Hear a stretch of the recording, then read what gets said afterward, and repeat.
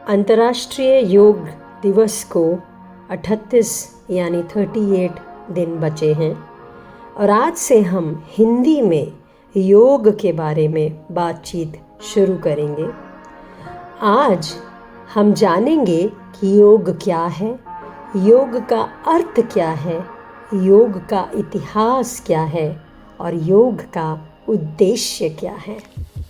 और हम ये भी जानेंगे कि योग के बारे में क्या भ्रांतियाँ फैली हुई हैं।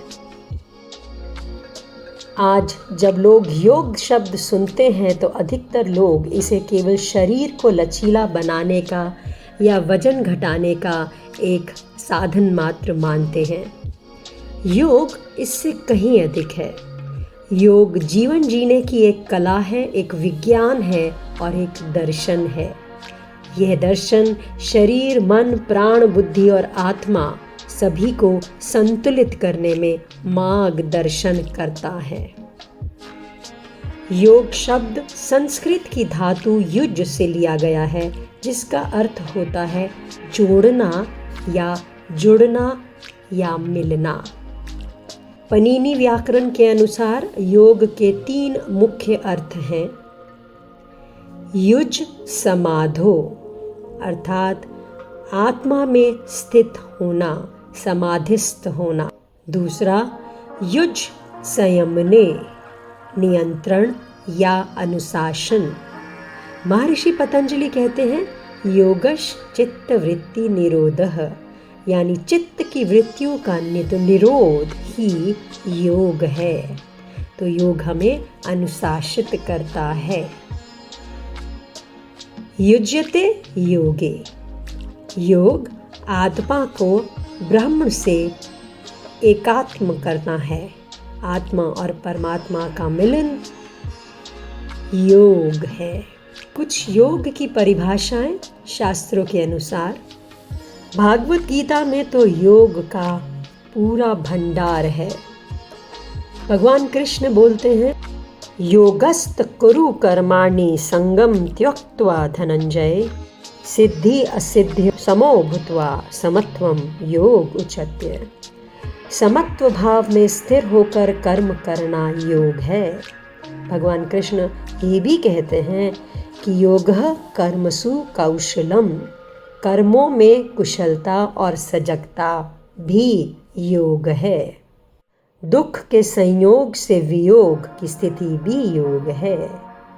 भागवत गीता में योग भक्ति, ज्ञान, ध्यान और निष्काम कर्म का मार्ग है। हठ योग योग को शरीर और प्राण की शुद्धि का विज्ञान मानता है और शरीर और प्राण की शुद्धि के बाद ही मानव अपने आध्यात्म की यात्रा की तरफ अग्रसर हो सकता है और इसीलिए शरीर और प्राण की शुद्धि की महत्व को हठ योग बताता है। योग की उत्पत्ति प्राचीन भारत में हुई और यह केवल शारीरिक व्यायाम नहीं है, संपूर्ण जीवन शैली है। ये शरीर, मन और आत्मा को संतुलित करने का साधन है। योग की उत्पत्ति के परिणाम हमें मुख्य 2 स्रोतों से मिलते हैं।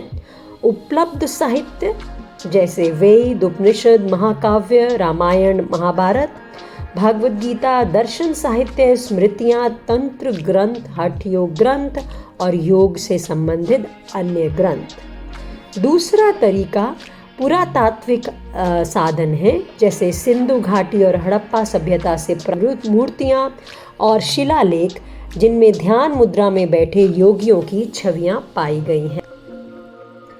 योग का विभाजन विभिन्न कालों में किया गया है। पूर्व वैदिक काल सिंधु घाटी, हड़प्पा, मोहनजोदाड़ो से प्राप्त प्रणाम के बारे में बात करता है और भगवान शिव को प्रथम योगी यानी आदिनाथ माना जाता है। वैदिक काल में वेदों में यज्ञ और योग का महत्व बताया गया। ब्रह्मचर्य आश्रम में योग की शिक्षा का समावेश है। मुख्य योग पद्धतियाँ इस वक्त में, इस काल में मंत्र योग, ध्यान योग और प्राण योग। आगे पूर्व शास्त्रीय काल में उपनिषद, महाभारत, भागवत गीता, जैन और बौद्ध ग्रंथों में योग का विस्तार हुआ और इस काल के प्रमुख उपनिषद हैं ईशो, कैनो, कठोपनिषद, प्रश्नोपनिषद, मांडुक्य, ऐत्रेय, तैत्तिरीय, बृहदारण्यक, छंदोग्य और श्वेतेश्वर। और योगोपनिषदों का भी विकास हुआ। भगवत गीता में भक्ति योग, ज्ञान योग, ध्यान योग और कर्म योग का वर्णन है।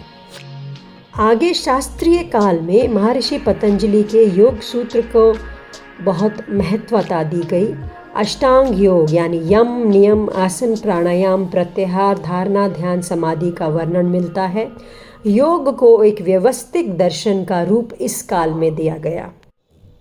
मध्यकाल यानी 500 ईस्वी से 1700 ईस्वी तक योग का विस्तार हठ योग के रूप में हुआ और भगवान शिव से हठ योग की परंपरा का प्रारंभ माना जाता और यहीं पर आसन, प्राणायाम, मुद्रा बंद आदि का विकास हुआ। और इस काल में क्रिया योग, तप, स्वाध्याय और ईश्वर प्राणिधान का प्रचलन भी। इस काल में शारीरिक तौर से योग का विस्तार हुआ, जो कि पहले मुख्यतः आध्यात्मिक था। अब शारीरिक रूप से शरीर और मन के लिए योग का विस्तार हुआ। आधुनिक काल में योग में नवीन की व्याख्या की गई और योग को वैज्ञानिक और व्यवहारिक रूप देने का कार्य हुआ। अब कुछ योग की साधना विधियों को देख लेते हैं। योग की साधना विधियां अष्टांग हठ योग जो आसन, प्राणायाम, मुद्रा बंद की बात करता है और हठ योग में 2-3 तरह से शुद्धिकरण की भी बात की गई है। शुद्धिकरण के बाद आसन की बात की गई है। तो हठ योग जो है वह शुद्धिकरण, आसन, प्राणायाम, मुद्रा बंद, नाद अनुसंधान, इन सब के बारे में विस्तार से बात करता है। और प्रत्याहार भी किसी ग्रंथ में मिलता है, उसका विवरण है मगर कोई विस्तार से बात करता है, संक्षिप्त रूप से उसके बारे में बात करता है। और ध्यान, जप योग, कुंडलिनी योग, राजयोग, भक्ति योग और ज्ञान योग, ये सब भी योग की शाखाएं हैं। और क्रिया योग भी, जो कि महर्षि पतंजलि द्वारा बताया गया, तप, स्वाध्याय और ईश्वर प्राणिधान, ये भी बहुत अच्छे तरीके से मुख्य रूप से इसका प्रचलन है। अब बात करेंगे योग के उद्देश्य और लक्ष्य की। योग का अंतिम उद्देश्य तो एक ही है, अपने सच्चे स्वरूप का अनुभव। चित्त को शांत करके आत्मा की चेतना को जागृत करना ही योग का मार्ग है। आत्मबोध, यह 3 प्रकार के दुखों यानी आदि भौतिक, आदि दैविक और आध्यात्मिक दुखों से भी मुक्ति दिलाने का मार्ग है। शारीरिक स्तर पर योग का उद्देश्य शरीर की स्वच्छता, शक्ति और लचीलापन बढ़ाना है, उसको दृढ़ भी बनाना है। मानसिक रूप पर विचारों की पवित्रता, भावनात्मक संतुलन और एकाग्रता। आध्यात्मिक रूप में आत्मबोध, आत्मसाक्षी और ईश्वर के साथ जुड़ाव ही आध्यात्मिक उद्देश्य है योग का। योग चित्त की शुद्धि कर रजस और तमस के प्रभाव को कम करके सात्विक गुण को बढ़ाने में भी योगदान देता है। अंततः आत्मा और ब्रह्म का मिलान यही योग है। योग से जुड़ी आम भ्रांतियां। योग किसी विशेष धर्म से जुड़ा है। योग त्याग और संन्यास का मार्ग है। योग केवल जवान और स्वस्थ लोगों के लिए है। योग केवल शरीर को लचीला बनाने के लिए है। योग का अर्थ केवल आसन या प्राणायाम है। योग अलौकिक शक्तियां पाने का रहस्य है। ये सब केवल और केवल भ्रांतियां हैं। योग कठिन भी नहीं है। योग शरीर को थकाने का मार्ग भी नहीं है और योग करने के लिए बहुत समय चाहिए, ये भी एक भ्रांति है। योग से जुड़ा तो सच ये है कि योग सबके लिए है, बच्चों से लेकर बुजुर्गों। यह सिर्फ आसन नहीं है बल्कि मन, भावनाओं और आत्मा का भी प्रशिक्षण है। और योग मनुष्य को स्वस्थ, सजग और संपूर्ण बनाता है, बाहर से और भीतर से। योग व्यवहारिक जीवन को बेहतर बनाता है, उसे त्यागने की बात नहीं करता तभी भगवान कृष्ण कर्म योग की बात करते। योग है बाहर की नहीं, भीतर की यात्रा। यह है मन के तूफानों में स्थिर रहना। यह है अपने अस्तित्व को पहचानना। योग जीवन जीने की वह कला है जो हमें हमारे भीतर की दिव्यता से जोड़ती है। यह हमें स्मरण कराता है कि शांति और आनंद बाहर नहीं है, भीतर है। योग है वापस लौटना अपने भीतर की ओर। आज एक संकल्प के साथ अंत करेंगे।